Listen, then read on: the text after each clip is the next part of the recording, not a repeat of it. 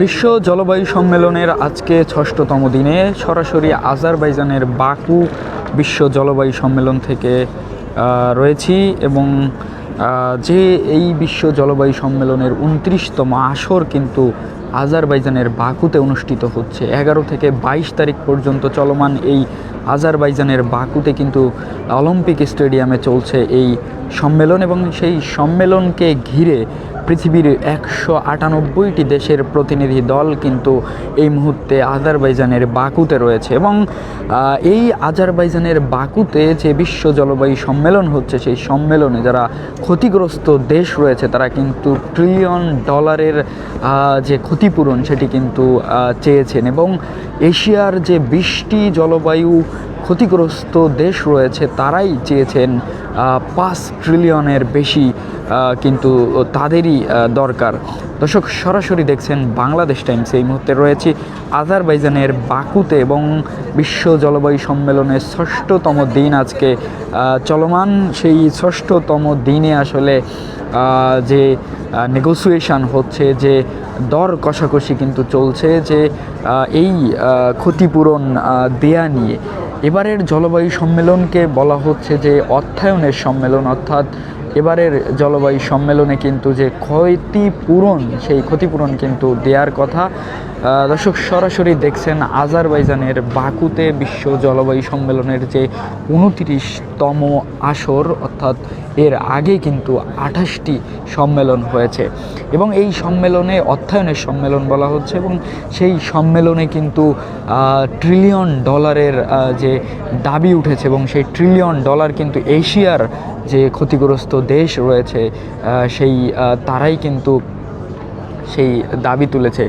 ৫ trillion dollar অর্থাৎ ৫ লক্ষ কোটি ডলারের যে ক্ষতিপূরণ, সেই ক্ষতিপূরণের কথা কিন্তু বলা হচ্ছে।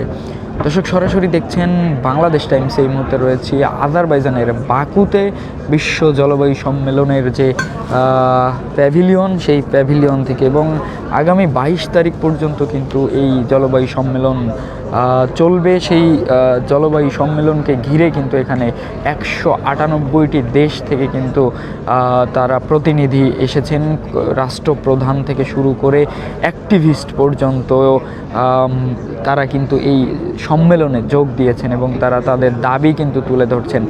বাংলাদেশ থেকে ঠিক তেমনি যে ক্ষয়ক্ষতি হয়েছে সেই অবস্থাও কিন্তু তুলে ধরছেন। দর্শক, কে কোথা থেকে দেখছেন চাইলে মন্তব্য করতে পারেন, জানাতে পারেন আপনার মতামত। এই মুহূর্তে রয়েছি আজারবাইজানের বাকুতে বিশ্ব জলবায়ু সম্মেলনের ২৯তম যে আসর, সেই আসর থেকে আপনাদেরকে সরাসরি দেখাচ্ছি এবং যে ২০টি ক্ষতিগ্রস্ত দেশ বাংলাদেশ সহ পাকিস্তান সহ অন্যান্য যে দেশগুলো রয়েছে এশিয়ার মধ্যে, সেই দেশগুলো কিন্তু জলবায়ু পরিবর্তনের কারণে অনেকটাই বেশি ক্ষতিগ্রস্ত, যার কারণে এর আগের যে সম্মেলনগুলো হয়েছিল সেই সম্মেলনগুলোতে কিন্তু বিলিয়ন ডলারের যে দাবি উঠেছিল, কিন্তু বর্তমানে সেই বিলিয়ন ডলারের যে ক্ষতিপূরণের যে অর্থায়নের যে দাবি সেটি কিন্তু ট্রিলিয়ন ডলারে কিন্তু পৌঁছে গিয়েছে। এই অবস্থা রয়েছে এবং আজকে ৬ষ্ঠতম দিন চলমান এবং সামনে আরও বেশ কয়েকদিন রয়েছে। কি হতে পারে এবং সেই জায়গা থেকে আপনাদের জানানোর চেষ্টা করছি। সরাসরি রয়েছি আজারবাইজানের বাকুতে বিশ্ব জলবায়ু সম্মেলনের ২৯তম যে আসর, সেই আসরে এবং যে দাবি আসলে করেছে সেই অর্থায়নের সম্মেলনে অর্থ কতটুকু পাবে সেটি কিন্তু আসলে যারা ক্ষতিগ্রস্ত দেশ রয়েছে তারা কিন্তু মুখিয়ে আছে। শেষ দিন পর্যন্ত কি সিদ্ধান্ত আসলে গৃহীত হয়, কি সিদ্ধান্ত আসলে বাস্তবায়নের অপেক্ষায় রয়েছে এই বিশ্ব জলবায়ু সম্মেলন থেকে।